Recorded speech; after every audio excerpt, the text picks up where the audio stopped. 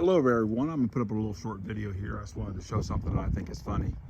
Is that this group of birds right here, this little flock, are my pets. They've flown every day, or at least every other day, weather permitting, for about a year. They fly in a nice group. They fly well. They're up for about, I don't know, I'd say hour and a half sometimes. They come in when I call them. And yet there's one. I don't know where it is, but it doesn't fly with the flock. Oh, there it is over there. It flies the entire time, but it does not fly with the flock.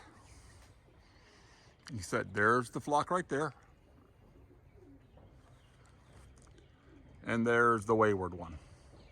It comes up, meets up with them. And then it flies off by itself.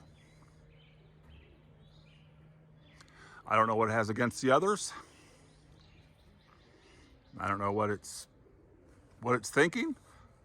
But ever since I've had these birds and let them out to fly as a group, it's never flown with the flock. It's always flown off by itself.